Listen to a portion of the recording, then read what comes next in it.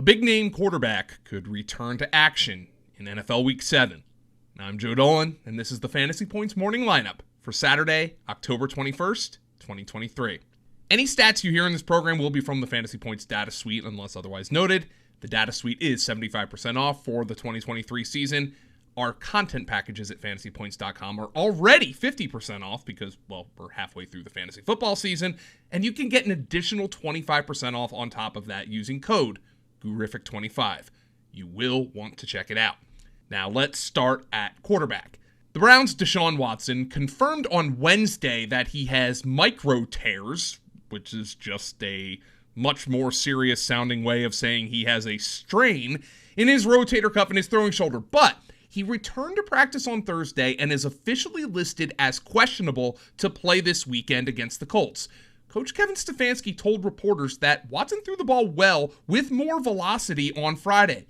And Browns beat writer Mary Kay Cabot of the Cleveland Plain Dealer observed from practice on Friday that Watson looked, quote, ready to roll. And here's what Watson said on Wednesday. Quote, I'm not going to put the team in jeopardy if I can't do certain things. It's not so much the pain, it's more so if I can throw the football. Well, it's looking pretty good now. The line seems to suggest that Watson will play. The Browns are laying 3.5 points in Indianapolis. To me, that is a Watson line and not a PJ Walker line. Bears quarterback Justin Fields does not need surgery on his injured throwing thumb, but will not play against the Raiders this weekend.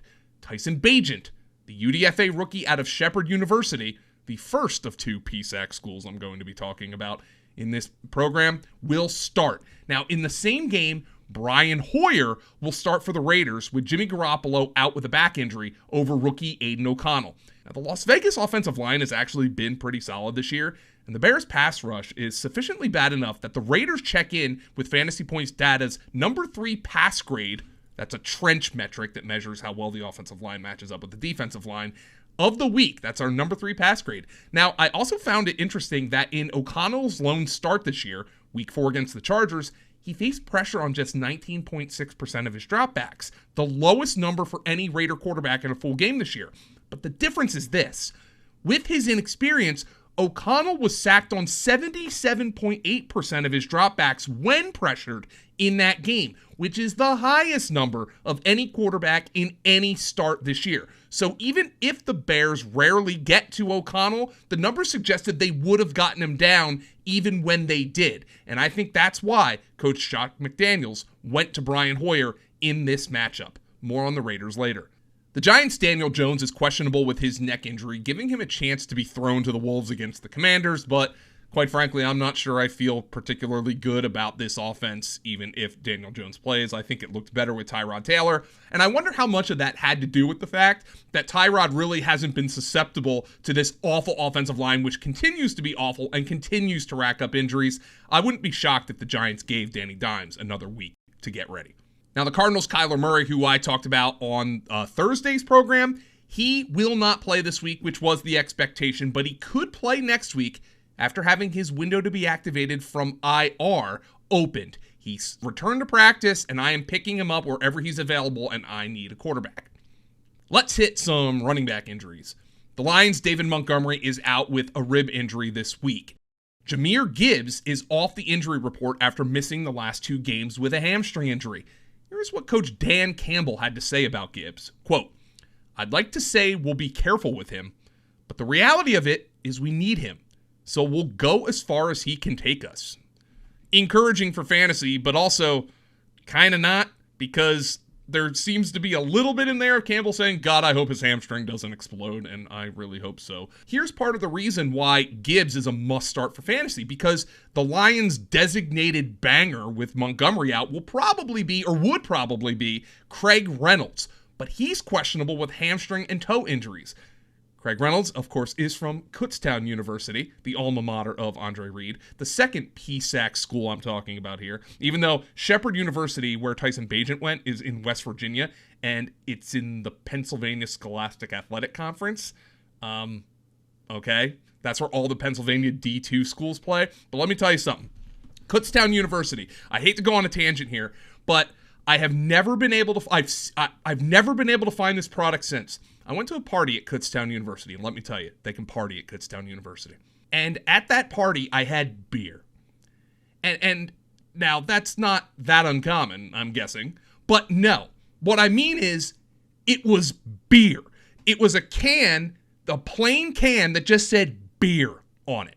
Now, I've heard about these generic beers being sold, but I couldn't find it being sold anywhere past like the 80s and the early 90s, and this was like 15 years later. I have no idea where this awful generic beer came from, but I'm telling you, it was a plain can, that, like in a cartoon, a plain can that just said beer. I wonder if Craig Reynolds would know where I could find beer, because I haven't seen it since. The Rams' Kyren Williams is week to week with an ankle injury, per Sean McVay, and he's not expected to play this week. The Rams also put his backup, Ronnie Rivers, on IR. So Darrell Henderson Jr., erstwhile of the Rams and now currently of the Rams, will be promoted off the practice squad for Sunday's game against the Steelers. Here is what Sean McVay had to say about his running back rotation. This was on if he has a sense of who will start and be in the rotation. Quote, I do have a sense of that, yes. He was then asked if he would share it. I believe that was Jordan Rodriguez of The Athletic who asked him that. Quote, no, I will not. Not to be rude on that, it's just that there's no reason to share it. On if he liked what he's seen from the running backs stepping in. Quote, I did. I liked what I saw from all four of those guys. Darrell came back in. He's a guy that's going to be up and active this week. He's on the practice squad, but he basically confirmed that he's going to be activated. He's done a great job of being able to quickly reacclimate himself back to a lot of the things that we've done. He has taken good care of himself in the meantime, and I have been pleased with Royce, that being Royce Freeman. He's smart, conscientious. He's been ready for this opportunity. Zach, meaning Zach Evans, is a guy that's continuing to learn. That's a ringing endorsement. And then Myles Gaskin, being in Minnesota, being in Miami, there is some familiarity, and he's got a skill set that's intriguing. I liked what I've seen from him. So there's a possibility we'd have all four guys up, and then if not, then we'll go with three, and we're really still working through, truthfully, who those three would be between those four guys, and we might have all four of them up. Okay. A lot of word salad. Here is my read on it, though. I really hope you didn't blow a lot of fab on Zach Evans. I came into this day thinking Zach Evans was going to be my favorite play of this group. Not anymore. I think Henderson's my favorite, and good luck. This could be another Amari DiMercado situation. Just get well soon, Kyren, please. In some quick hits, the Packers' Aaron Jones is officially questionable with his hamstring injury. That's a little concerning, given he hasn't played since week 1, and then obviously they just came off the bye week. They signed James Robinson. Yay. I don't think James Robinson's particularly useful, but yeah, all right, fine. Keep an eye on Aaron Jones' status, because they have not been able to run the ball without him. Christian McCaffrey. There's no official designation for him because Saturday is going to be the big day for the 49ers since they play on Monday night. But here's what Nick Wagoner of ESPN observed. Quote, it guarantees nothing in terms of his availability for Monday night. But earlier this week, 49ers running back Christian McCaffrey asked Kyle Shanahan to not take anything out of game plan and to prepare for McCaffrey to play even if he doesn't take practice reps. His intent is clear. So as of right now, I think it's looking like McCaffrey is going to play on Monday night, and 49ers beat writers agree with me on that, but we obviously must keep an eye on that on Saturday. The Dolphins' Jeff Wilson is off the injury report, and it looks like he's going to make his 2023 debut on Sunday night against the Eagles, where he'll probably split backup work behind Raheem Mostert with Salvon Ahmed. Right now, he's mostly just a kind of speculatory ad. Maybe he can add a little bit of a physical element to that backfield, but Mostert's running so hot right now that I'm not sure Jeff Wilson's going to have independent value, and certainly after Devon Achane comes back, I don't think he will. The Bears' Rashawn Johnson, the rookie who got hurt 2 weeks ago on Thursday Night Football with a concussion, still hasn't cleared protocol, and he is out this week. So that is obviously a hugely disappointment and massively concerning. With Khalil Herbert already on IR, Deontay Foreman will continue to be the lead back, and I would expect them to lean on him quite a bit, with Tyson Bagent starting at quarterback. The Browns' Kareem Hunt is questionable with the thigh injury, which would obviously make things better for Jerome Ford. Jerome Ford hasn't taken a red zone snap, I believe, in the last 2 games, so that's a big concern. They've trusted Kareem Hunt down there, but Ford would obviously be an upgrade if Hunt can't go. The Seahawks' Zach Charbonnet, who's really been a non-factor, he's questionable with a hamstring. And Damian Harris, who obviously suffered that scary injury in prime time for the Bills with his neck and concussion injury. They placed him on IR. It looks like he's going to make a full recovery, but obviously we're concerned about that situation. At wide receiver, we have a couple of notes. The first and most importantly is on DK Metcalf. This is per Greg Bell, who covers the Seahawks. Pete Carroll said DK Metcalf is very sore in his hip and it was hedging on whether or not the Seahawks star wide receiver will play on Sunday. Per Carroll, Metcalf is officially a game-time decision, and it's worth noting that rookie Jackson Smith-Njigba is coming off a career-high snap and route share in last week's game. So Smith-Njigba would be somebody who could be played as a wide receiver 3 if Metcalf doesn't play, and maybe even if he does play, following his career-high usage last week. The Raiders' Devontae Adams is off the injury report with his shoulder injury, and there was a report from Adam Schefter a little bit earlier in the week that he's a little disgruntled with his role. Could Brian Hoyer be tasked with greasing the squeaky wheel? I think that does happen this week. Another potential squeaky wheel is the Eagles' Devontae Smith, who missed practice on Wednesday with a hamstring injury, but is not listed with a game day designation, so he will play on Sunday night against Miami. He had 2 horrendous drops last week against the Jets, essentially blamed himself for the Eagles' loss, and I would not be shocked at all if Nick Sirianni goes back to him early and often against the Miami Dolphins. We also have a couple of notes on the Pittsburgh Steelers. First, at the wide receiver position.